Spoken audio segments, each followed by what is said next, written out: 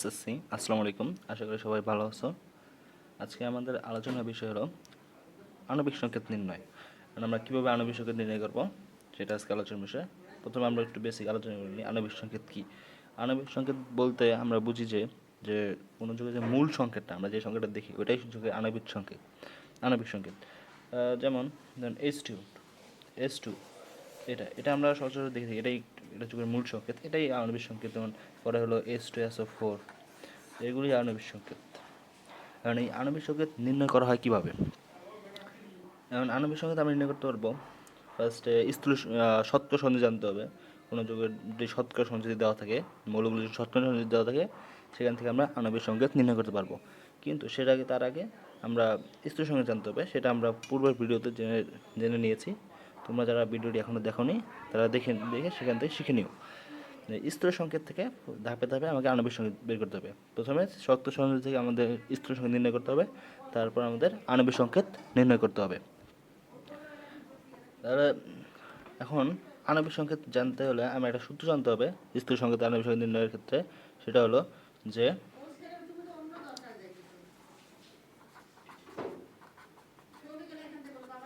আণবিক সংকেত সমান সমান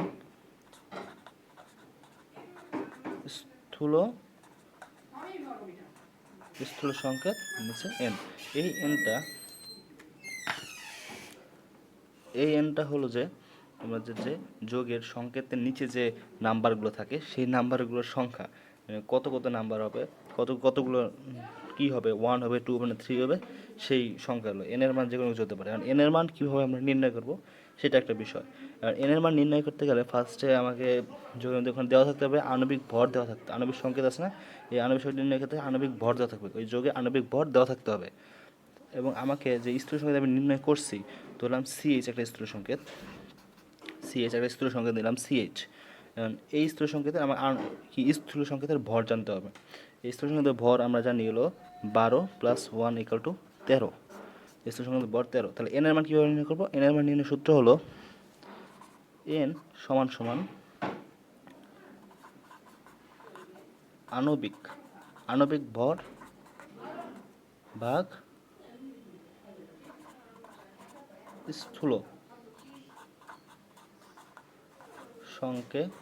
স্থূল সংকেতের ভর, আণবিক ভর বা স্থূল সংকেতের ভর। এই সূত্র দিয়ে আমরা এই নির্ণয় করতে পারবো। কারণ যদি কোনো জায়গায় আণবিক ভর দেওয়া থাকে 26 এবং এর স্থূল সংকেতের ধরো এটার স্থূল সংকেত, তাহলে আমি মানটা বসায় দিই। আণবিক ভর 26 আর স্থূল সংকেতের ভর 13 বাই করলাম আমরা, 13 = ভাগ করে 2। তাহলে এন এর মান 2। তাহলে এই স্থূল সংকেতটা এখানে বসাই দিলাম CH। তাহলে CH2 যদি গুণ করে দিই C2H2। এটা কিসের সংকেত? এটা হলো ইথাইন। এই সংখ্যাটা হলো ইথাইন। আমরা জৈব যৌগ থেকে এটা পড়বো, জৈব যৌগ অধ্যায় যখন পড়বো তখন এই সংকেতটা নিয়ে আলোচনা করবো। এটা হলো ইথাইন। তাহলে এখন আমরা গাণিতিক সমস্যা সলভ করি, তাহলে পুরো আমরা বুঝতে পারবো, আণবিক সংকেত নির্ণয় বুঝতে পারবো।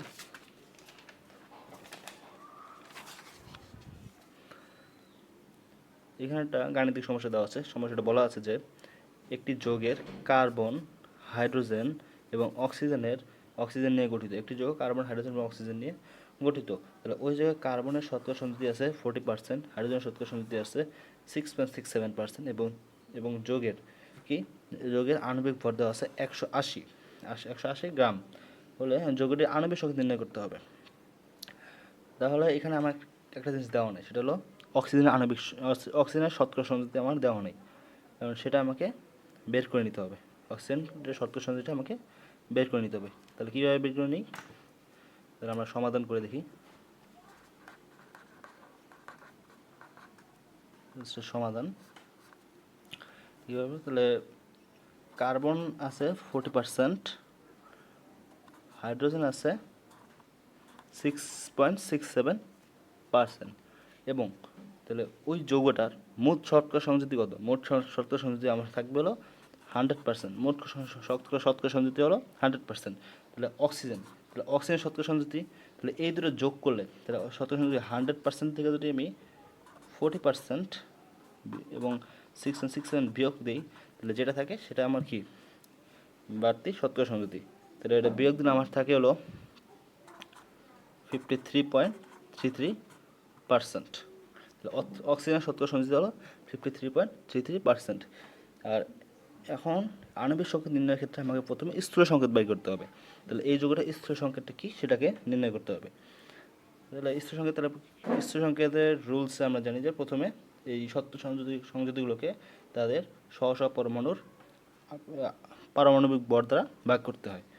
তাহলে এখানে কার্বনের পারমাণবিক ভর হলো 12 গ্রাম, অক্সিজেনের পারমাণবিক ভর হলো 16 গ্রাম এবং হাইড্রোজেনের পারমাণবিক ভর হলো 1 গ্রাম।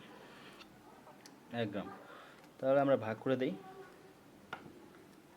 ভাগ করে দিলে কি পাওয়া যায়? কার্বন ইকাল টু 40 ভাগ 12, ভাগ করলে 3.33% আসবে, 33 আসবে।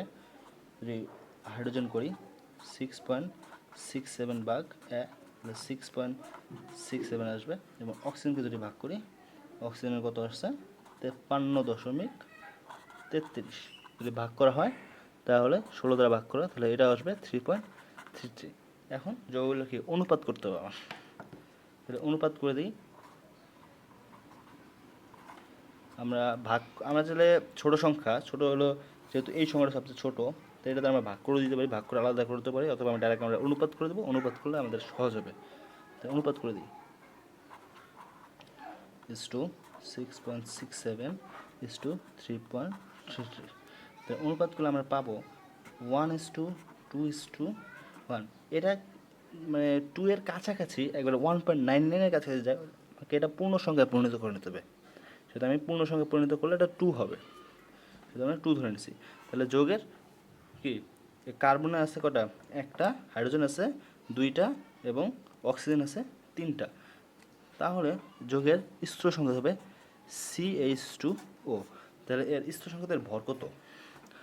কার্বন 12 প্লাস 1 প্লাস 2 প্লাস 16 মোট 30। স্থূল সংকেতের ভর হলো 30 গ্রাম।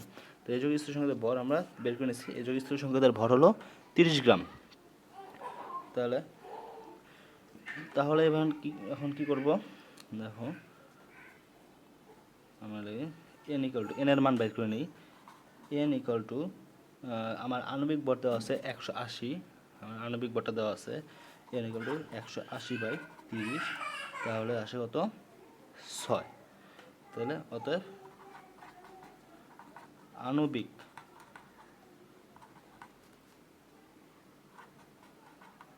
সংকেত সমান স্থূল সংকেত এই যে n। এখন আমার স্থূল সংকেত আমি পেয়েছিলাম হলো CH2O, আর এখানে আমরা পেয়েছিলাম n এর মান পেলাম কত? 6। তাহলে যদি মানটা বসায় দেই তাহলে আমার এখানে আসে C6H12O6। তাহলে এটা গ্লুকোজের সংকেত। এভাবেই আমরা আণবিক যৌগের আণবিক সংকেত নির্ণয় করতে পারবো। অনেক সহজ, তাই না? পরবর্তী ভিডিওতে আমরা লিমিটিং বিক্রিয়ক এবং উৎপাদের শতকরা সংযোজন নিয়ে আলোচনা করব। আর যে বিষয়টা বাদ পড়ে থাকে সেটা হলো যৌগের রাসায়নিক বিক্রিয়ার বিষয়টা। ওটা আমরা একবারে ভিডিওর এই চ্যাপ্টার শেষে আলোচনা করে দেব। ওটা অতটা ইম্পর্টেন্ট না, ওটা জাস্ট উৎপাদের শতকরা সংযোজন নির্ণয়ের ক্ষেত্রে ওটা ইম্পর্টেন্ট লাগবে। আর এই চ্যাপ্টারের যে এমসিকিউগুলো আমাদের ফেসবুক পেজে দেওয়া হয়ে গেছে। তোমরা ডিসক্রিপশন বক্স থেকে ফেসবুক পেজের লিঙ্ক নিয়ে তোমরা সেখানে ঢুকে এই চ্যাপ্টারের এমসিকিউগুলো তোমরা কালেক্ট করে নিতে পারবে।